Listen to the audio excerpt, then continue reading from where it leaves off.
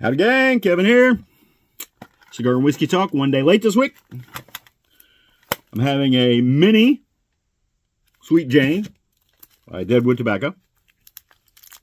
Little cigar.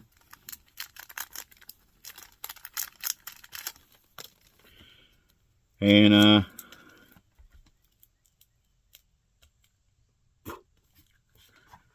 we are going to, if I can find my lighter,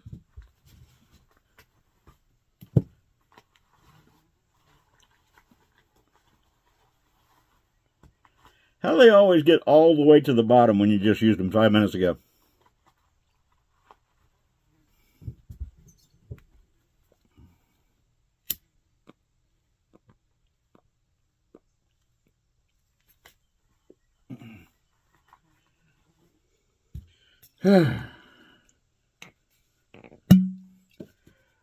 And some of this Rusted Crow. Get the big label. Tonight. I want to talk about things getting out of hand. And this is actually a little bit of government and a little bit of commercial.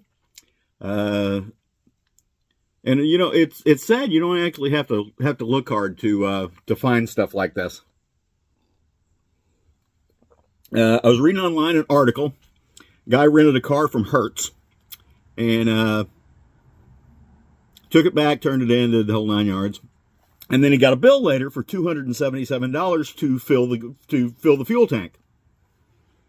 And first of all, he had bought fuel protection, and he actually didn't need fuel protection because he rented a Tesla, so it's an electric car.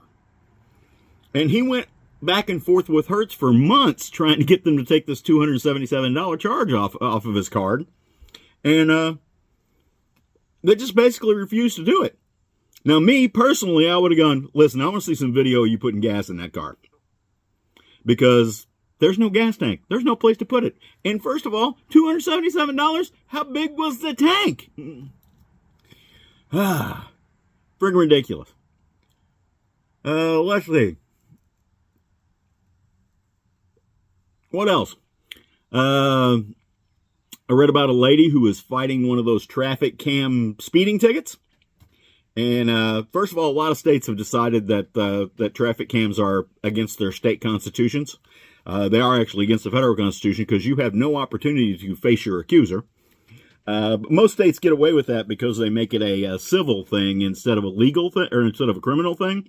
So basically, it's just a income tactic for a town or a municipality.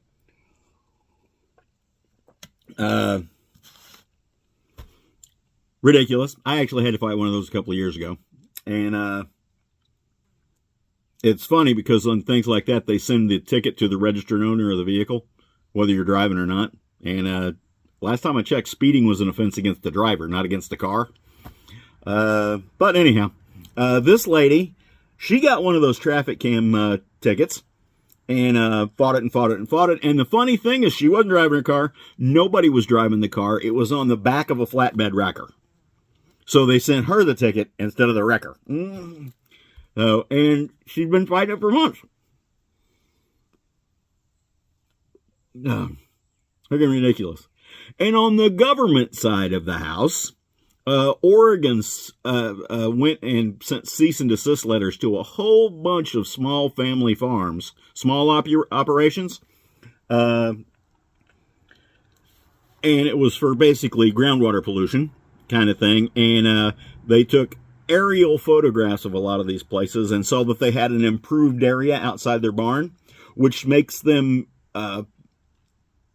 fall under their standards for an improved confined feeding operations because they made gravel beds and things like that outside their barn, so there's not mud. And one lady is fighting it. She has three dairy cows, and they shut her down because she's a confined feeding operation because she put gravel outside her barn. So I don't know. I don't know if y'all have ever had livestock. It's actually handy for them to not be tracking mud into the barn. You give them a hard spot outside the barn so they walk the mud off. But, you know, a lot of places don't do that. We used to raise horses. We didn't do that. But we also had dirt floors in the barn. So things are just getting out of hand all over.